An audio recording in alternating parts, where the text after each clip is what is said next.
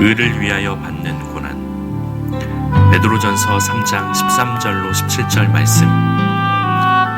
또 너희가 열심으로 선을 행하면 누가 너희를 해하리요.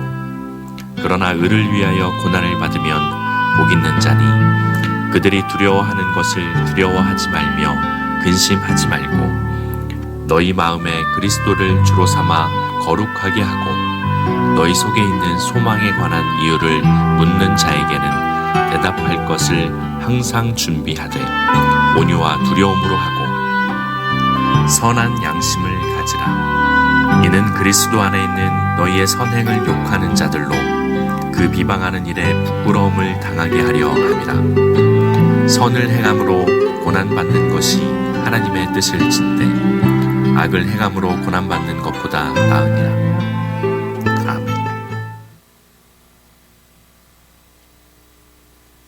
코로나 바이러스가 많이 확산됐습니다. 안타깝게도 교회가 주일 예배를 비대면으로 드리게 되었습니다. 우리가 하나님의 뜻을 다 알지 못하지만 우리는 기도해야 될 것이고 우리 성도들뿐 아니라 전 국민들이 코로나 바이러스가 사라지도록 기도하며 또 잘 대처해야 될 것입니다. 우리 함께 역대하 7장 13절 14절을 읽읍시다. 시작. 혹 내가 하늘을 닫고 비를 내리지 아니하거나 혹 메뚜기들에게 토산을 먹게 하거나 혹 전염병이 내 백성 가운데 유행하게 할 때에 내 이름으로 일컫는 내 백성이 그들의 악한 길에서 떠나 스스로 낮추고 기도하여 내 얼굴을 찾으면 내가 하늘에서 듣고 그들의 죄를 사하고 그들의 땅을 고칠지라. 아멘. 우리 온라인 예배 드리시는 분들 모두 자막의 기도 제목을 보며 우리 함께 잠시 기도합시다. 하나님 아버지, 사랑의 주님, 주님 앞에 긍휼을 은혜를 베풀어 구하며 주시옵소서. 나옵니다. 코로나 바이러스가 2020년 내내 기승을 벌이는 가운데 철저히 지금 회개합니다. 많이 확산됐습니다. 주님, 계속해서 바이러스가 하나님의 뜻을 확산 알지 가운데 못하지만 있습니다. 나의 많은 죄, 사람들이 한국 주님 교회의 어려운 죄, 가운데 있습니다. 나라와 민족의 주님, 죄, 대한민국을 주님 앞에 지켜보아여 내려놓고 주시고 회개하오니 전염병으로 고통당하는 용서하시고 모든 분들을 이 땅을 위로하여 고쳐 주시고 주시옵소서. 치유하여 주시옵소서. 방역에 종사하는 주님, 의료진들, 구원성산교회 모든 종사자들, 성도들의 믿음이 더욱더 견고해지게 하시고 우리 서로 한국교회 격려하며 성도들, 또 영적으로 광항성산교회 무장되게 하여 성도들, 주시옵소서. 비대면 영적으로 예배를 나태해지지 않게 혹시 신앙이 도와주시옵소서. 나태해질까 특별히 두렵사오니 질병으로 힘들어하는 하나님 성도들과 붙들어 주셔서 이럴 구원성산교회와 때일수록 더욱 우리 영적으로 예배당 목사님을 주님을 지켜보아여 바라보게 주시옵소서. 하여 주님 예배 가운데 주옵소서. 인도하여 주시옵소서. 하나님, 코로나 바이러스가 확산되는 가운데 우리가 하나님의 뜻을 다 알지 못하지만 나의 죄, 한국 교회의 죄, 나라와 민족의 죄 끌어안고 주님 앞에 회개하오니 용서하여 주시옵시고 아멘. 이 땅을 고쳐 주옵소서. 아멘. 방역 종사자들을 붙잡아 주시고 의료진들이 지치지 않도록 하나님이 붙들어 주시옵소서. 아멘. 비대면 예배를 드리며 온라인 예배를 드리면서 행여나 우리 한국교회 성도들이, 광항성산교회 성도들이 신앙이 나태해질까 두렵습니다. 이때일수록 더욱 하나님 앞에 영적으로 깨어있게 하시고 주님을 사모하게 하옵소서. 아멘. 예수님의 이름으로 기도드립니다. 아멘. 아멘. 안타깝게도 영광스러운 주일날 우리가 함께 모여 예배드리지 못하고 비대면 예배를 드리게 되었습니다. 그러나 우리가 예배는 중단할 수가 없죠.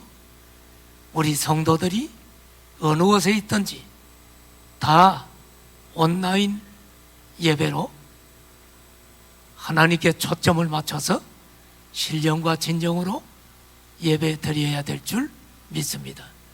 오늘 복된 주일 주님 앞에 예배드리는 모든 우리 성도들, 지금 이 시간에 주님이 여러분들과 함께 계심을 믿습니다. 베드로전서 강해를 계속하려고 합니다. 말씀을 듣는 여러분들 중에는 베드로전서 강해를 처음부터 쭉 들어오신 분들도 계실 것이고, 또 어떤 분들은 오늘 처음 듣는 분들도 있을 것입니다. 계속 베드로전서 강해를 들으신 분들은 베드로전서의 역사적인 배경을 잘 이해하고 말씀을 듣기 때문에 성령의 감동이 좀 더 하리라고 믿습니다마는, 우려가 되는 것은 오늘 이제 처음 듣는 분들은 베드로전서에 대한 역사적인 배경을 이해하지 못하면 성경의 어느 부분을 읽거나 들을 때, 아, 성경 말씀이니까 저렇게 말씀하지, 이런 교훈 정도로 받아들일 수가 있죠. 그러면 성령의 감동이, 역사가 아무래도 적어집니다. 그래서 베드로전서에 대한 역사적인 배경을 이해하고 듣는 것이 필요하다.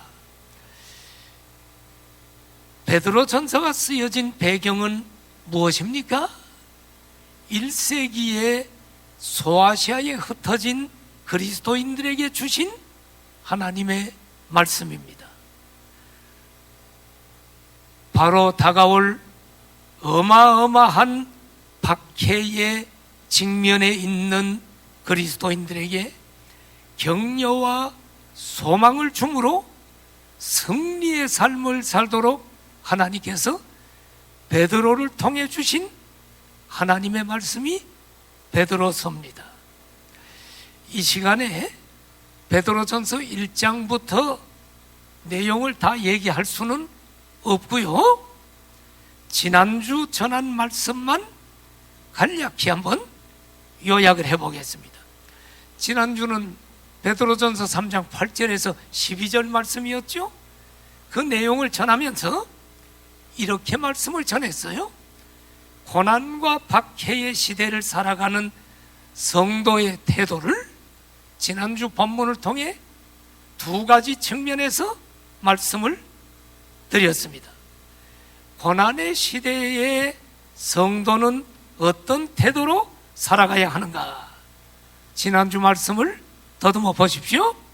첫째로, 고난의 시대를 살아가는 성도의 태도는, 첫째는 교회 내적으로는 성도들이 한 마음을 가지고 연합해서 서로 사랑해야 된다. 그래야 고난을 이길 수 있죠. 둘째는 교회 밖에 박해자들에 대해서는 그들을 저주하지 말고 그들을 축복해야 된다. 자, 이것이 지난주 말씀이었습니다. 자, 오늘은 베드로전서 3장 13절부터 17절의 말씀을 전할 텐데, 이 말씀은 그리스도인들이 의를 행하다가 고난과 박해를 받을 때 어떻게 처신해야 하는가에 대한 하나님의 지침이 주어지고 있습니다. 그래서 오늘 설교 말씀을 의를 위하여 받는 고난이라는 제목으로 하나님의 말씀을 전하려고 합니다. 자, 먼저 오늘 본문을 봅시다. 베드로전서 3장 13절을 보면, 너희가 열심으로 선을 행하면 누가 너희를 해하리요? 여러분, 맞는 말이죠. 이 말씀은 보편적으로 진리입니다. 악을 행하면 뭔가 누구 해를 받겠죠? 누구를 악하게 하면 그 사람도 나를 악하게 하겠죠? 그러나 선을 행하면 누가 너희를 헤아리요? 이 말씀은 보편적으로 진리이지만 선을 행하는 자들이 박해를 전혀 받지 않는다는 말이 아닙니다. 이 말씀은 악한 자들은 선을 행하고 복음을 전하는 자들을 박해합니다. 그러므로 이 말씀은 이렇게 해석해야 됩니다. 박해자들이 육신적으로는 해를 가할 수 있지만 성도의 영혼은 해할 수가 없다. 지금 이 말씀입니다, 여러분. 궁극적으로 성도의 영혼은 해칠 수가 없어요. 그래서 예수님께서도 마태복음 10장 28절에 이렇게 말씀하셨죠. 몸은 죽여도 영혼은 능히 죽이지 못하는 자들을 두려워하지 말아라. 몸과 영혼을 능히 지옥에 멸할 수 있는 하나님을 두려워해라. 그러므로 여러분, 우리가 선을 행해도 박해는 받지만 그것은 우리 몸이지 우리의 영혼은 건드릴 수가 없다. 의를 행해도 악한 자들에 의해 박해를 받을 수 있지만, 자, 오늘 베드로전서 본문으로 들어갑시다. 베드로전서 3장 14절을 보면 의를 위하여 고난을 받으면 복이 있다라고 성경은 얘기합니다. 의를 위해서 고난받는 자는 복되대요. 그런데 여기에 복은 세상적인 복을 가리키는 게 아닙니다. 영원한 하나님 나라에 대한 영적인 복을 얘기합니다. 그래서 예수님께서도 산상수훈을 통해 이렇게 말씀하셨죠. 마태복음 5장 10절에 의를 위하여 박해를 받은 자는 복이 있다. 이 복이 뭐냐?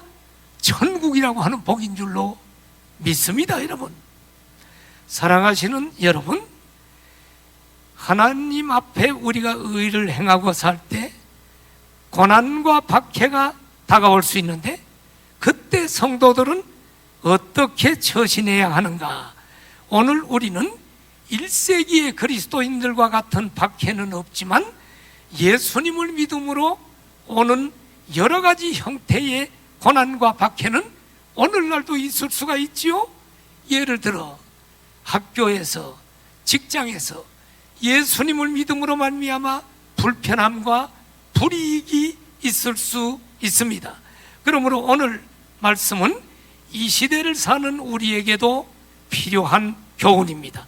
자, 이제 의를 위하여 고난받을 때의 처신 어떻게 해야 될까요? 우리가 예수님을 믿을 때 직장에서도 불이익을 당하는 경우가 있죠.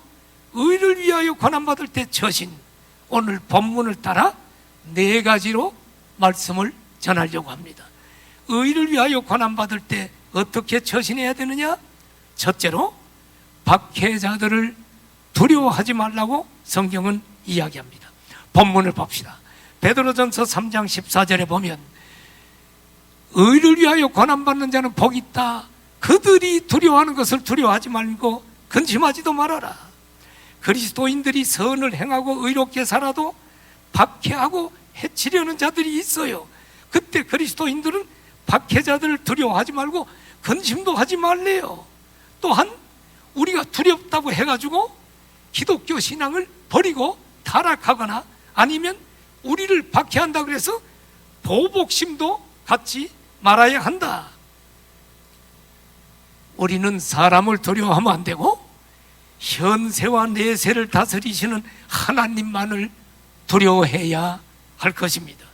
그리고 의를 위해 박해를 받을 때 내세에 복이 있다고 했으니 복을 받을 것을 믿고 상을 받을 것을 믿고 담대하게 이 세상을 순례자로서 나그네로서 이 세상을 살아가야만 됩니다. 예수님의 말씀을 보십시오. 마태복음 5장 11절에 보니까 나로 말미암아 너희를 욕하고 박해하고 거짓으로 너희를 거슬러 모든 악한 말을 할 때는 너희에게 복이 있나니. 예수님의 복음을 전하다가 내가 예수님을 믿는 것 때문에 박해가 오면 하나님이 우리가 복을 받는데요. 그 다음 절 보세요. 마태복음 5장 12절에 보면 그 박해를 받을 때 기뻐하고 즐거워하래요. 하늘에서 너희의 상이 큼이라. 너희 전에 있던 선지자들도 이같이 박해했느니라. 기독교 역사는 박해의 역사입니다. 여러분, 그러나 박해가 올 때, 의를 행하다 박해가 올 때 우리는 기뻐하래요. 왜? 하늘에 상이 있다. 사랑하시는 여러분, 예수님을 믿고 바르게 살려고 할 때 우리 삶의 현장에 여러 가지 불편함과 불이익이 올 수가 있어요. 그러나 꼭 기억하십시오. 그것이 훗날 여러분에게 복이요 상이 된다는 이 말씀을 잊지 말아야 합니다. 사실 기독교 역사 속에 우리 믿음의 선조들이 겪었던 박해는 오늘 우리가 당하는 이런 박해와는 비교할 수도 없는 것입니다. 엄청난 고난입니다. 그리스도께서도 죄가 없으신데 십자가에 온몸이 피투성이가 되어 죽으셨지요? 고난당하셨지요? 사도들도 일생 동안 박해 가운데 살았지요? 그리고 베드로 전서의 배경이 되는 1세기 그리스도인들의 박해는 로마 황제 네로로부터 시작이 됐는데 AD 64년 7월 18일부터 로마 성에 큰 화재가 났는데 네로는 이 화재를 그리스도인이 불질렀다라고 거짓 선전을 해가지고 그리스도인들을 잡아 죽였어요. 정치적으로 기독교를 이용해 먹은 것입니다. 그리스도인들을 잡았을 때 어떻게 죽인 줄 알아요? 짐승의 가죽에다가 그리스도인들을 넣어서 개들에게 던지면 개들이 달려들어서 물어뜯게 해서 비참하게 죽게 하고, 혹은 십자가에 못 박아 죽이고, 혹은 불태워서 죽이면서 많은 사람들의 구경거리로 만들었던 것입니다. 1세기뿐만이 아닙니다. 그 후 2세기, 3세기 동안 약 200년간 장기적인 박해가 로마 10대 황제에 의해서 저질러졌는데, 특히 데시우스 황제 때에는 극악한 박해가 있어서 로마의 신상 앞에 절하도록 했습니다. 기독교인은 절할 수 없지요? 그런데 절하지 않는 자들은, 기독교인들은 순교하게 되었던 것입니다. 이때 로마, 예루살렘, 안디옥의 감독들이 순교하였습니다. AD 313년에 로마의 콘스탄틴 대제가 기독교 자유칙령인 밀라노 칙령을 내리기 전까지 박해는 계속되었습니다. 이제 500년부터 약 1500년 때를 중세라고 하는데, 중세에 이르러는 박해가 비교적 큰 박해는 없었어요. 그런데 이제 종교개혁자들이 나타났지요. 1517년에 마르틴 루터가 종교개혁을 시작했는데, 그 이전에 1517년 이전에 곳곳에서 종교개혁 사상이 움트게 되자 각 처에서 종교개혁 사상을 가진 사람들을 박해했습니다. 영국에서는 메리 여왕이 신교도 277명을 불태워 죽였고, 그래서 메리 여왕을 피의 메리라고 하는 별명이 붙어 있는데, 그는 많은 개혁 신학자들을 제네바로 축출하였습니다. 그리고 불란서에서는 3만 명의 위그노가 학살됐는데, 위그노는 불란서의 칼빈주의 신교도, 개신교도들을 위그노라고 불렀는데 3만 명을 학살했습니다.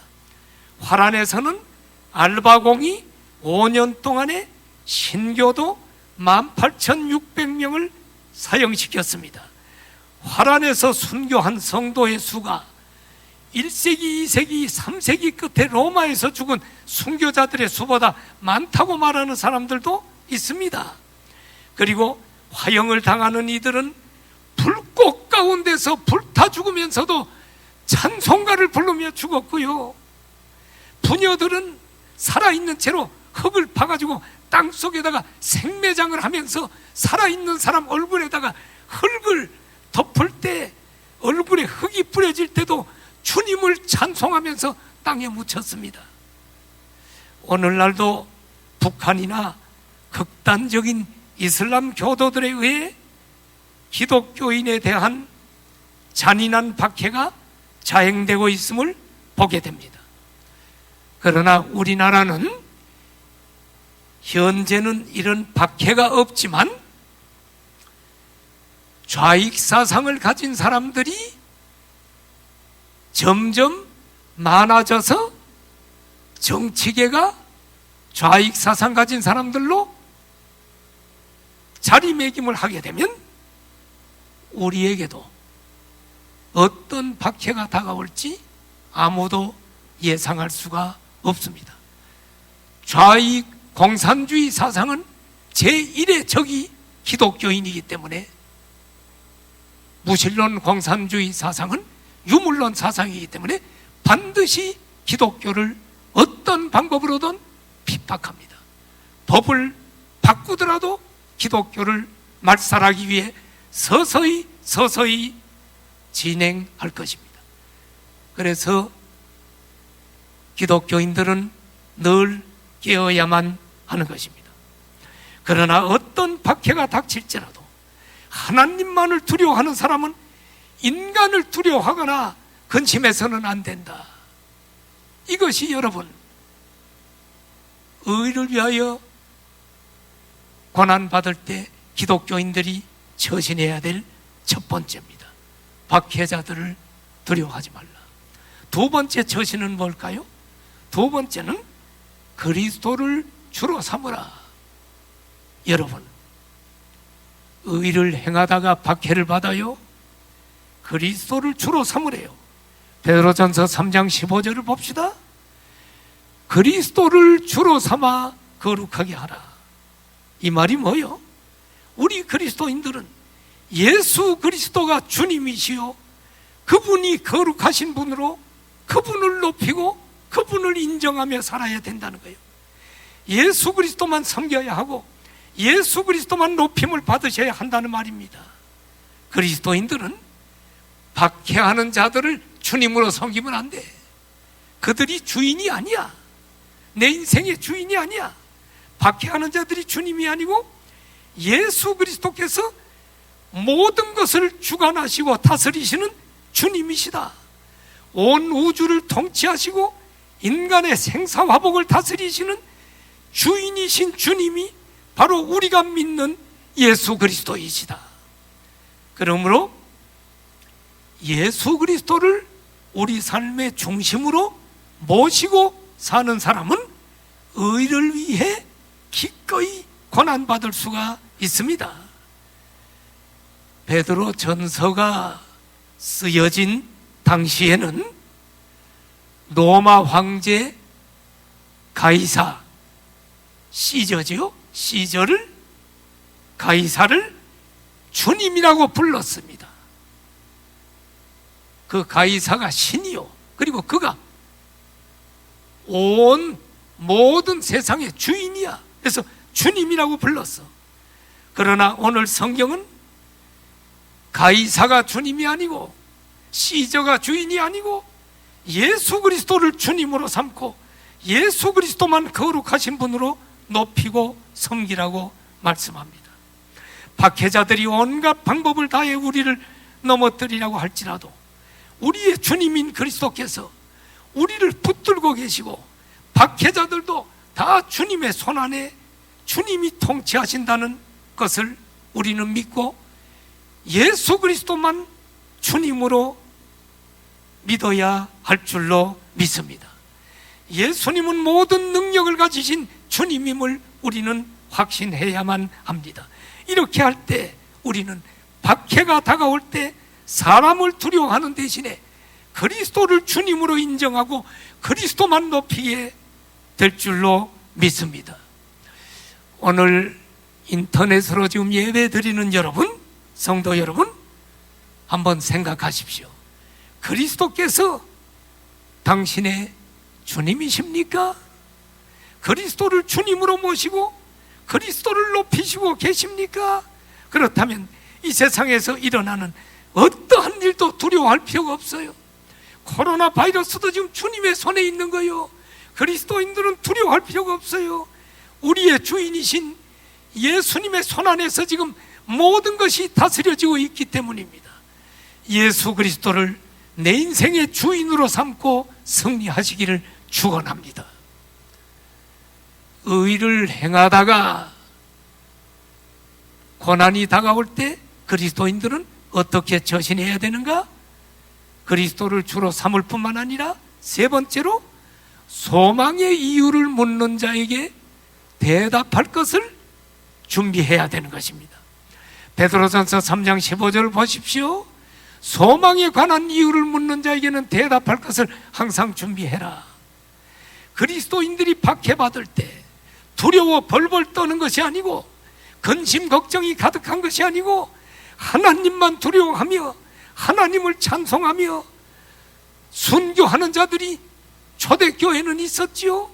그런 모습을 보고 불신자들은 어떤 생각이 들었을까요?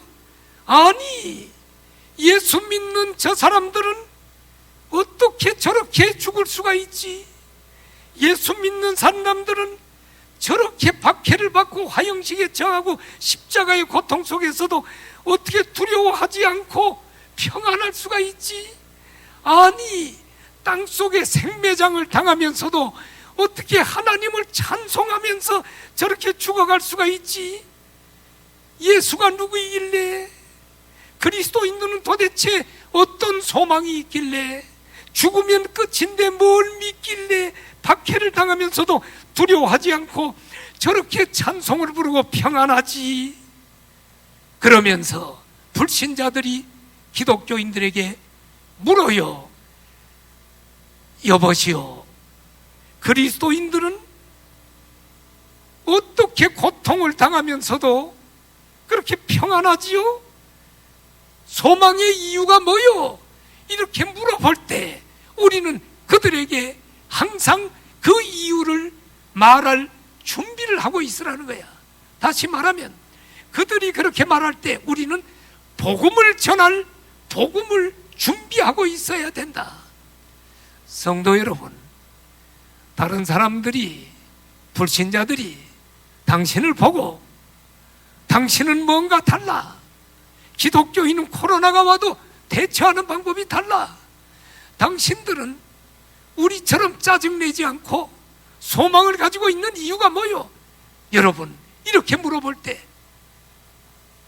복음을 전할 준비가 됐나요? 오늘 우리 한국 교인들이 여러분 이 준비가 됐나요? 소망의 이유를 묻는 자에게 대답할 것을 준비하라는 거예요. 자, 여러분에게 묻습니다.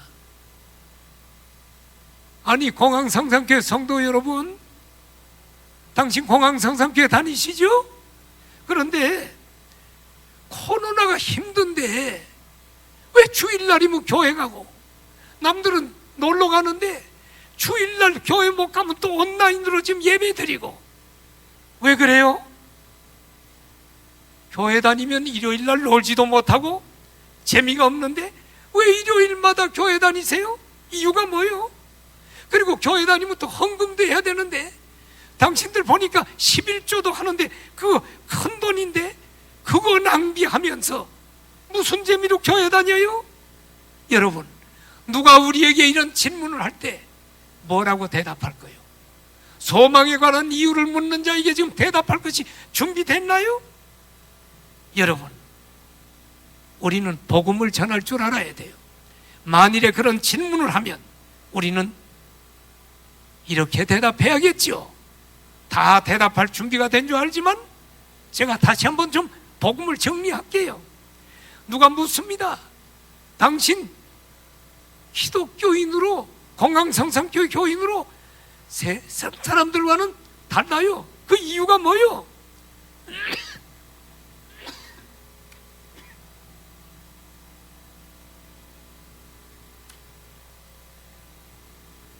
그러면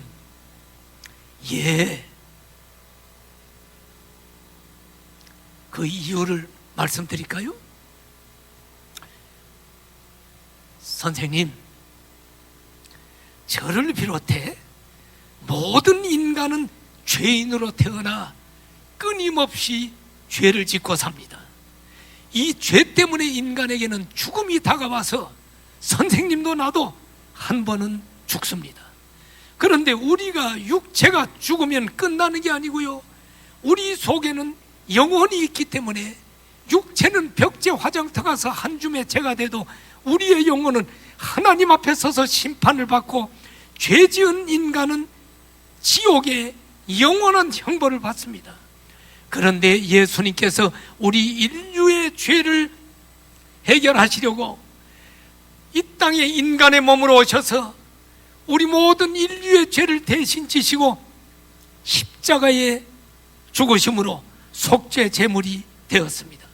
누구든지 회개하고 예수님을 믿으면 모든 죄가 예수님이 다 해결했기에 용서받아서 하나님의 자녀가 돼서 영원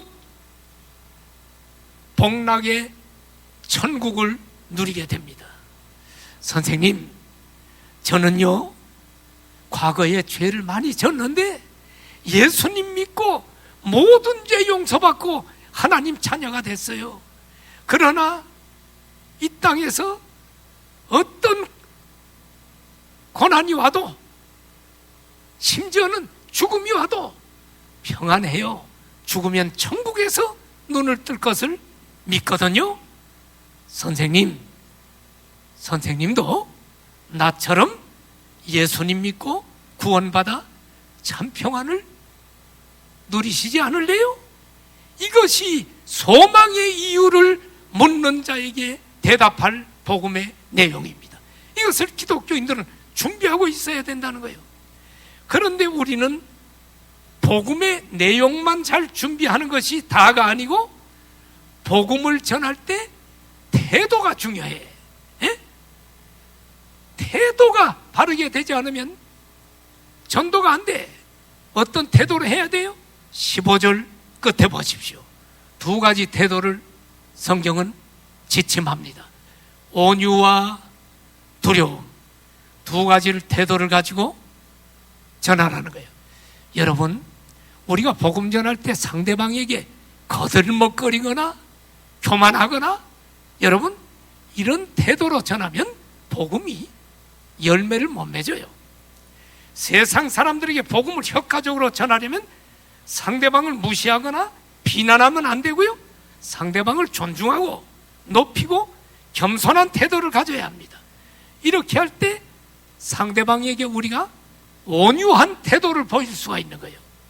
그리고 상대방을 두려워하는 게 아니라, 여기 두려움이라는 것은 하나님을 두려워하는 경외심을 가지고 침착하게 복음을 말해야 합니다. 그들을 향해 공격적인 태도를 취해 제압하려고 시도하지 말고 성령님께서 그들을 설득하실 것을 믿고 성령님께 맡기고 나는 온유와 두려움으로 차분하게 소망에 관한 이유, 복음을 상대방에게 전해야 할 것입니다. 의를 위하여 고난받을 때 태도 세 번째가 소망의 이유를 묻는 자에게 대답할 것을 준비하는 것입니다. 마지막 네 번째, 의를 위하여 고난당할 때 오늘 성경은 선한 양심을 가지라라고 우리의 처신을 가르쳐 줍니다. 베드로전서 3장 16절을 보십시오. 선한 양심을 가져라. 선한 양심을 가져야 될 이유는 뭐냐? 이는 그리스도 안에 있는 너희의 선행을 욕하는 자들로 그 비방하는 일에 부끄러움을 당하게 하려 합니다. 그리스도인들의 선한 양심, 다시 말하면 깨끗한 양심, 우리는 깨끗한 양심으로 끝까지 깨끗한 행동을 보일 때 박해자들이 아하, 기독교인은 흠이 없구나 하고 자신의 거짓이 드러나 오히려 그들이 기독교인을 비방했던 비방이 부끄러움을 당하게 될 것이다. 그리스도인들은 박해 속에서도 선한 양심을 가지고 고결한 삶을 살 때 예수 그리스도를 증거하여 하나님 나라를 이루어 나가는 무기가 될 것입니다. 자, 이제 마지막 절을 봅시다. 베드로전서 3장 17절을 보니까 선을 행함으로 고난받는 것이 하나님의 뜻일진데 악을 행함으로 고난받는 것보다 낫느니라. 악을 행함으로 고난받는 것은 당연히 받을 고난이죠. 악을 행하면 고난받아야죠. 네. 남의 걸 도둑질하고 사람 죽이면 감옥에 가서 고난받아야죠. 악을 행함으로 고난받는 것은 당연히 받는 고난인데 선을 행함으로 고난을 받는다. 그것은 하나님의 기쁘신 뜻이라는 거야. 복음을 전해. 그런데 누가 나에게 고난을 줘? 이것은 하나님의 기쁘신 뜻이니까 그 고난은 받으라는 거야. 예수님, 바울, 사도들도 선을 행함으로 고난을 받았어요. 이 세상에서 일어나는 일은 우연이 없어요. 하나님의 통치 아래서 이루어지는 것입니다. 그러므로 고난도 우연히 되어진 것이 아니고 하나님의 선하신 섭리 아래 주어지는 것입니다. 그러므로 우리 기독교인들은 하나님의 섭리를 믿는다면 내가 선을 행하는데 고난이 왔다. 그러면 아니 내가 왜 선을 행하는데 내가 뭘 잘못했다고 고난이 와.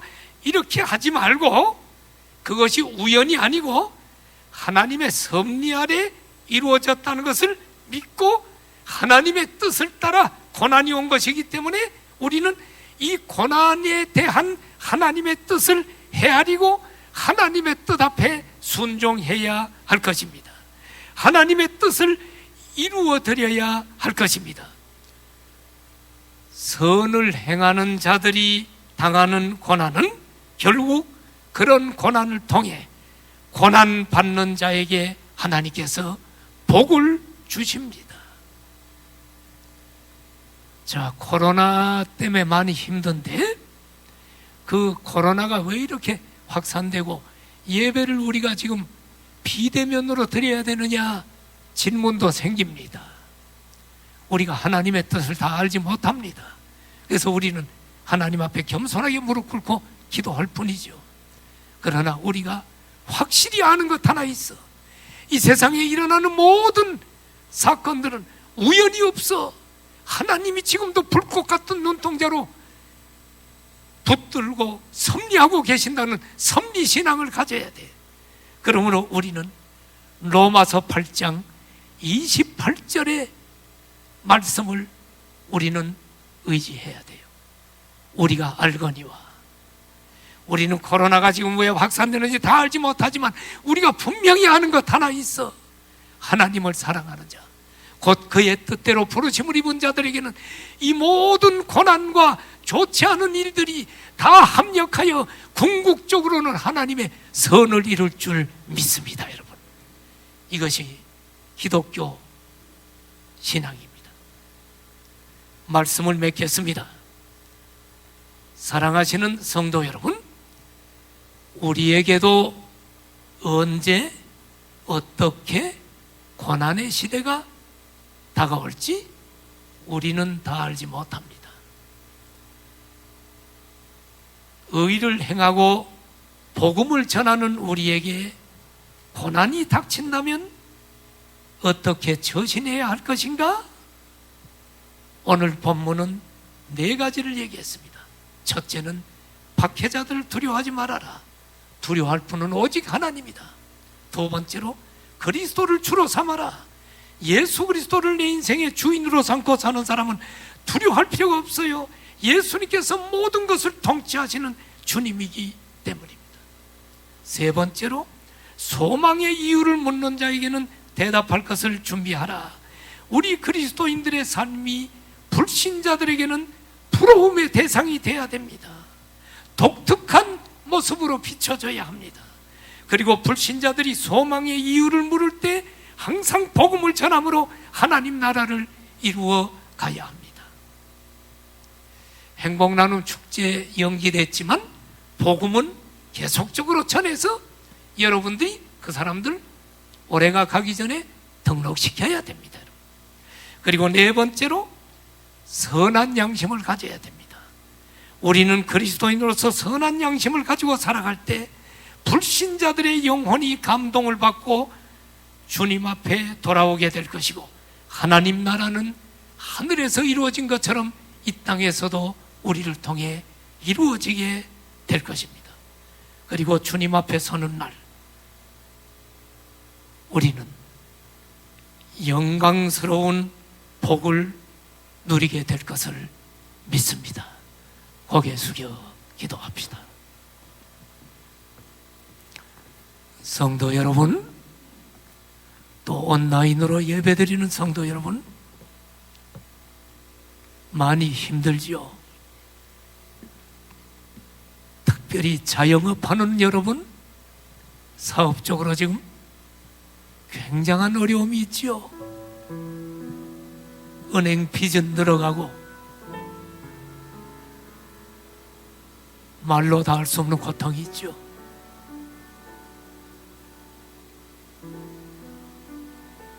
그러나 여러분, 우리 주님이 모든 것을 보시고 통치하고 계십니다. 아멘.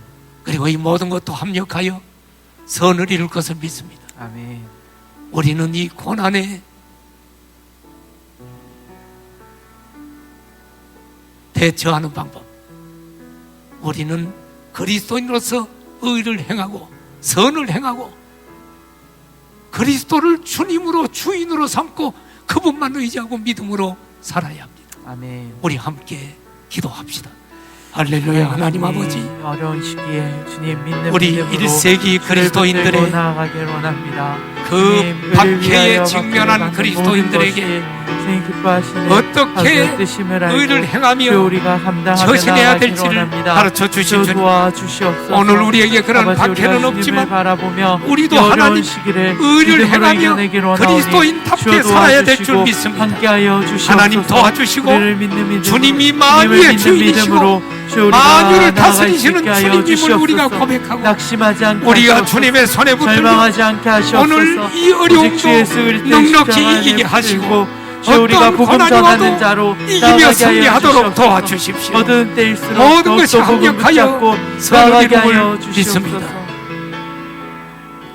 하나님 아버지, 1세기 그리스도인들에게 다가오는 박해와 고난, 의를 행하며 살면서 고난받을 때 어떻게 처신해야 되는가를 지침을 주셨는데, 이 지침은 오늘 우리에게도 필요한 지침인 줄 압니다. 아멘. 우리 모든 성도들 주님이 붙들어 주시고 아멘. 절대로 신앙이 해이해지지 않도록 붙들어 주시고 아멘. 주님이 손으로 붙들고 있다는 것을 믿게 하시고 그리스도를 주님으로 섬기며 주인으로 인정하고 주님만을 높이며 더욱 영적으로 깨어 우리 영은 더 주님 앞에 가까이 나오게 도와주시옵소서. 아멘. 어려움을 당한 모든 성도들을 이 시기를 이기고 물질적으로, 육신적으로, 가정적으로 이 모든 어려움을 해결하여